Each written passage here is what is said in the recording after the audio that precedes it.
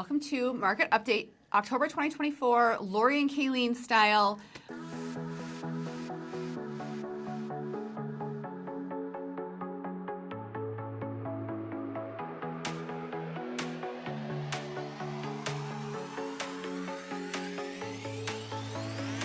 We just put out our video on, what was our street slang, if you have watched that one. And so I'm like, okay, we need to reel it back in because we were really That's our hip. fun, and now here's our series. So now we're going to talk about really what we're good at is the market and kind of knowing where we're at with market, not only nationally, but really here in Colorado Springs, since that's obviously where we practice real estate. So we kind of want to talk about what we're seeing here and then kind of talk about some main points that we're going to go through.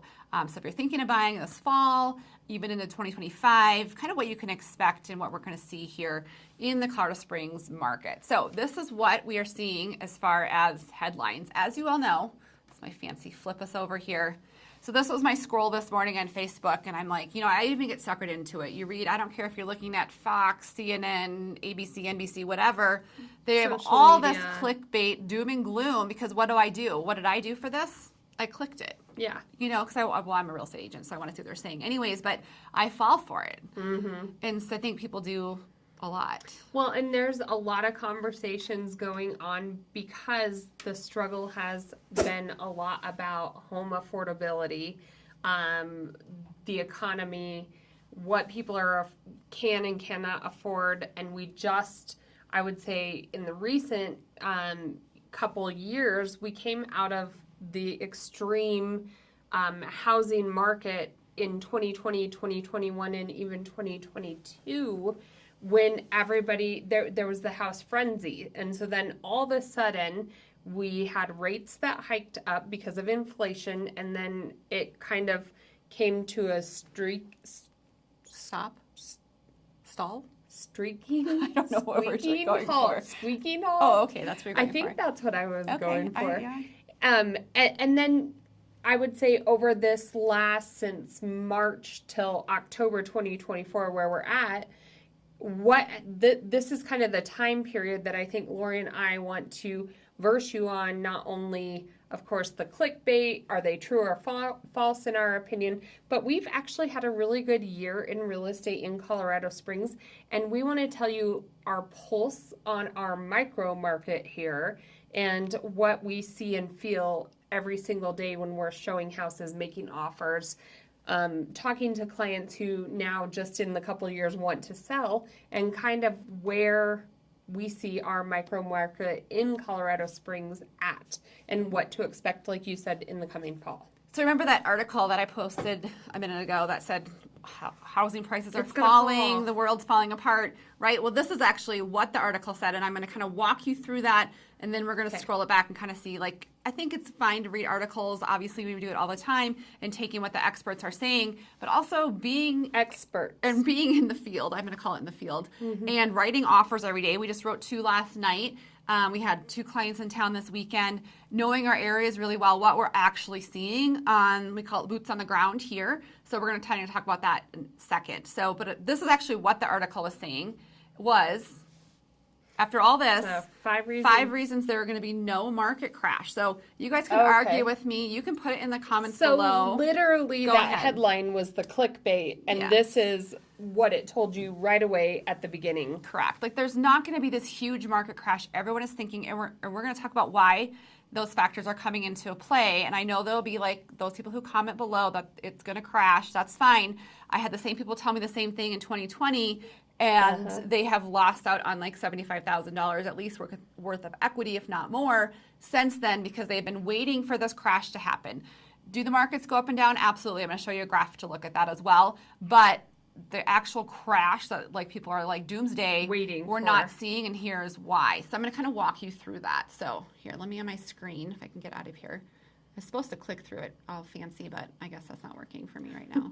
I think it's because we have it As screenshots. screened in. Yeah. So the first reason, if you guys are thinking about, is inventory is low. That is absolutely correct. There has not been a time in, I'm going to say, the recent 5 years in real estate where we have had an excess amount of inventory. It has been I'm going to say for the past 5 years in Pikes Peak Regional Building, maybe even further beyond that, we have always had low inventory.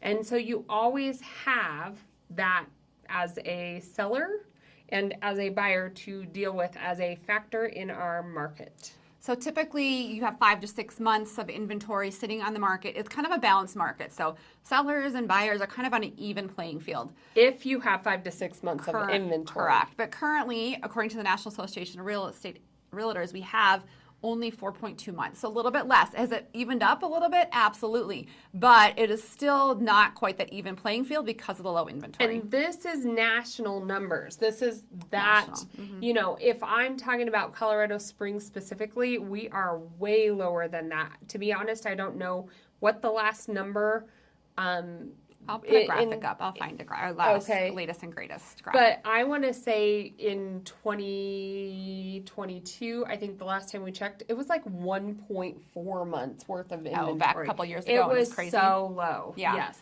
So we have gotten more. It's gone up a little. For sure. But we also have seen this weekend, we wrote an offer and there's multiple offers again. And so, but we also just wrote 2 offers and we were the only offer. So, and we're going to explain to you why we think that is as well. So, I'm going to put us in the box. Where do I put us? Oh, no. Where are we? There we are. We're back. Okay. The second reason is that builders aren't building quickly enough. And we are seeing this with our builders and our builders contacts is, you know, in 2007, before when you guys talk about when that did crash and the world ended in 2008, builders were building all these homes and they had a ton of inventory and they kind of got burned from that. So they're not building as much as they don't keep as much inventory on their books, I would say. They're more hesitant, and because of that, we're also seeing the less inventory. So when our clients are coming, you know, to us to see inventory new build home, there's some options, right? Like we went through it they closed a couple weeks ago. They had a couple options. 5 per builder. Yeah. Inventory homes. Especially, there's more inventory homes, I would say, in the upper 400s, lower 500 range.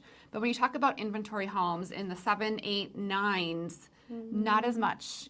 I don't think there's some, like I said, but it's because this is a reason it's not going to crash. Is again, it has to do with supply and demand, and there's just not the supply, and there's a high demand. Well, and don't get me wrong, I don't necessarily want to see a builder build a home in 3 to 4 months. Well, no. I mean, these are rounded numbers. They aren't talking about actually, but they're putting these numbers into a round way of talking about how fast a builder is building a house. So I think you hit the nail on the head when you said that the amount of inventory would calculate into either a slower build time, because the amount of houses a builder is building per year is lower. Right. So our third point. Okay. Are you done with it? Did you want to talk more about that? No. I think that was about it. Okay. I didn't know if you were done or not. Sorry. It's okay. The third point, and I think this one is, to me, is one of the most important ones to think about. Not only do you have the inventory and you have builders holding back, so you have low options for our clients a lot of times, but your demographic trends are creating new buyers. So you have buyers who've been sitting on that sideline for quite a while. We have baby boomers who are now wanting to downsize. Think how many baby boomers are when you look at that amount of population of baby boomers getting ready to retire, wanting to downsize. It's huge. And then you also have those millennials, those first-time home buyers that have been sitting on the sidelines now for over a year, waiting for those interest rates to drop, just wanting the chance of actually achieving the American dream of owning a home, and now they're ready. And so I think we're starting to see more and more people enter into the market, especially after the last Fed's rates. I would say in the last week, we've seen a pickup in our own clientele. Absolutely. From, it's becoming more and more, what's the right word? Like reality that interest rates aren't going to be in the 2s and 3s again, but they are dropping. You know, we're looking in the low 6s currently. Yep. So I just think those demographics are pushing more and more people, and then we have low inventory. Okay. I have nothing else to say. You don't have anything to say about that one? No. I mean, nothing. If I think of our clients, we have a very well-rounded age group, I guess, anywhere from, like you said, brand new, first time home buyers, all the way to people downsizing. And that's really, I mean, we help everybody there and in between. So. Yeah. So one last point I want to make on this, and then I want to show you the home graph. Okay. And then I will post, as we're talking, our own things from our Pikes Peak Regional statistics as well. But popping us up over here, one of the last reasons, one of the main reasons that we're not going to see a huge crash. I like this one. Now, you're going to see from the graphic I put up in here, do prices tend to go down at points? Absolutely. But lending standards remain strict. It's not like the 2007 when they're garbage loans, I would say, and anyone would qualify. We're not in that same. They're loaning 100% to people that really couldn't afford the home. Right. Or I know there was a lot of crooked stuff going on where even lenders were able to kind of gift and then give back in another area, like the way that they packaged up that loan and lended the money. It was not 100% correct, I guess.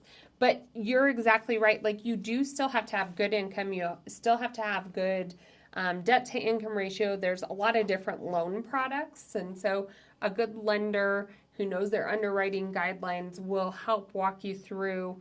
Even if you aren't quite there to purchase a home, they'll be able to tell you what you need to do to get to that price. And I know, or to that point. And I know that's not exactly what we're talking about. We're talking about more that there is standards that you have to be able to check off those boxes and able to even qualify for those loans. Right. So that's a good point. I'm glad you have something. I very rarely stump Kayleen when she has nothing to say. So that doesn't happen very often. So that's why I was kind of amazed by that. But this is what I want to talk about, and then we can talk about what we're seeing here. This is the median price of existing homes, you know, since March of 2020 all the way through August of 2024. And everyone's like, oh, the prices are going down. Historically, look at housing trends from back from whenever houses were being built in whatever days. They are always going to look like a little roller coaster. The whole point is which way is that going, and it's always kind of going up. So if I take a look at this graph, you know, and that's a 4-year span. Correct. And I see a little 4.5 years. I see like ebbs and flows, obviously, where it goes ups and down, right? But the point is we're still going up, and people are, and experts are kind of. But look at this high point and this high point where we're at. Right. You can see it starting to even out a little. True. And of course, all these dips, that's totally normal. Well, this was what was like unhealthy, crazy, unhealthy, not sustainable. Right. This sustainable. Right. We always want to see like a 4 or 5%. It's kind of what we predict in our market and what we have been seeing for our clients once they get in. Now, the clients who got in 2021 and sold in 2022 or 2020, 2022, they made some good, quick money. Is that realistic right now? No. I wouldn't say if you bought a house today, in a year from now, you're going to have sitting on, you know, a 10% increase. But we are seeing a steady incline, and I don't think it's going to do that huge crash that we're seeing. Well, and I wanted to jump on here and say, I do think that if you are here and you would maybe only be here for only 2 years, I would, even if it were me, consider possibly just renting. Or if you want to jump into the market, that's fine, but we want to make sure and find you a home that is not at the top end, because by the time, say, you're only here for the 2 years, yes, you can sell your house. Yes, we can hopefully make you some money back, but we want to make sure that anything you put into that home, we're going to be able to get back. Right. And so in my mind, and we've talked about this on our videos before, to me, if you're going to be here for 4 years plus, absolutely, let's start the conversation. 2 to 4 years, let's still have the conversation. We'll give you pros and cons. And I think it's a very different house that we look at, and it's a very different conversation. We have clients who do it all the time, but it's a very different, like I said, conversation. We want to make sure that you're going to make money off that investment. We don't want you to buy like that house that's 100% done that pushes the comps right now. If in 2 years we're, you know, and say you're at like a $700,000 home, at that point, it's very different than if we can find you a $400,000 home, $450,000 home, and in 2 years we know that you bought a little bit on the mid to low range, and now you can make a couple improvements. It's going to cost you X amount of money, and we can see you getting X amount out in 2 years. I'm not saying it's a bad idea, but in theory, 4 years really gives you enough time to be able to flip that real estate, pay the fees involved in selling that, and still be able to make good money.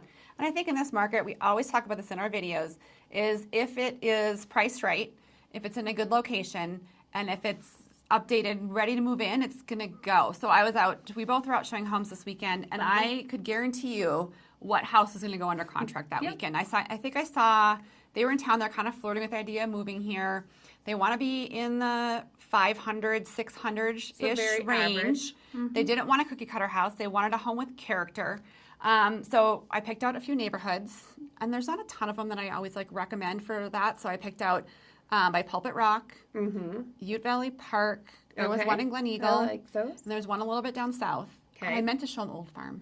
That's why that's why I texted this morning. Anyways, but I saw 5-6 houses, and I guarantee you which one was going to go because it just was stood out. It stood out, and it was priced right. In the backyard, it didn't have a mountain view, but it had privacy. It looked like you were kind of in the forest in the middle of town. It was pretty cool. So when you go out and you see 6 to 8 houses, and what you're saying is for the same price point, we can kind of pick out which house is the best value for that weekend, and it'll be under contract.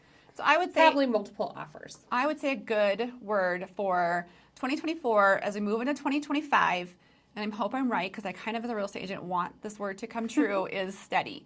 I'd like a balanced market. I like that we don't have to tell our clients right now, you have 14 seconds to think about it, sell your kidney, and let's write an offer.